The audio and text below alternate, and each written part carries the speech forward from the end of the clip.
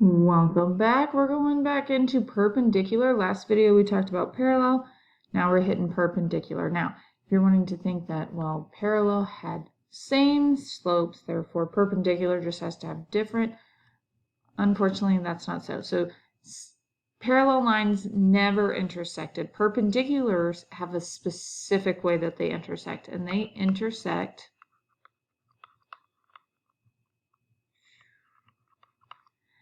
at right angles.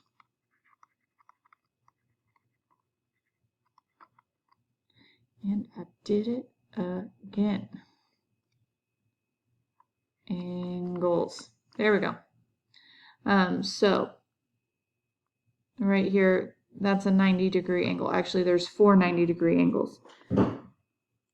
That's more geometry, and unfortunately, I don't get to teach you your geometry.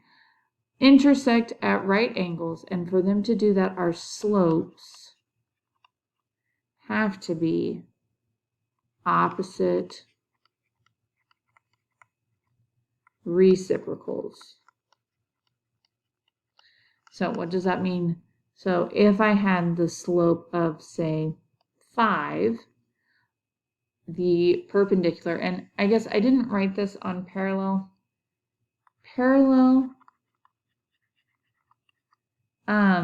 has the symbol of not equals, 2 lines that are parallel to each other. Perpendicular, we do an upside down T because that represents 2 perpendicular segments. So if I have that M is 5, then the perpendicular slope is going to be opposite. So this is a positive 5, so ours is going to be negative reciprocal. So technically this is 5 over 1, so ours becomes 1 over 5. Another example, if I gave you a negative 3/7 as your regular slope, then our perpendicular slope is going to be positive because that's the opposite of negative, and then we flip the fraction 7/3, and so just so you know which one's with which, that's how perpendicular slopes work. Opposite reciprocal. That you're going to hear that from me a lot. All right, so writing an equation of a perpendicular line. So what is the equation that represents the line that passes through the following point and is perpendicular to the graph y equals 1/3 x minus 1? All right, I need my point. So I know that x is 2, right? Because this is x and y. X is 2, y is 4. And then I need my perpendicular slope. And so my perpendicular slope would be the opposite. So this is positive, so I'm going to make it negative. And then the opposite of 1/3, or the reciprocal of 1/3 is 3. I never need to worry about the constant on our graphs when we're working with parallel and perpendiculars. I just got to look at that slope value. I'm going to use point slope this time. I'm not going to do both, just one. If you prefer the slope-intercept form, solving for b and then plugging back in, again, your choice, by all means, feel free to do it. But I'm going to plug in y minus 4, because y minus y equals, in case you forgot that equation, y minus y1 equals m times x minus x1.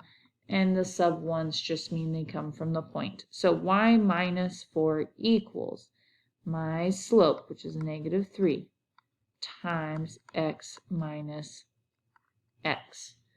And so keep the y minus 4 for now. Distribute the negative 3. So negative 3x plus negative 3 times negative 2 gives us the positive, and 3 times 2 is 6. And I'm going to add 4 to both sides. Y will equal a negative 3x plus 10. And that's my equation. That is the perpendicular line to y equals 1/3 x. And passes through the point 2, 4. Right, I believe we have one last example, or not. I lied. We do not have another example. That's all that we have. So we had an example in the last video about how to write if it's a parallel, and then this one if it's perpendicular, which is the same thing. It's just what is our slope. So if it's parallel, it's the same slope. If it's perpendicular, we need that opposite reciprocal. Change the sign, flip the fraction. That is it.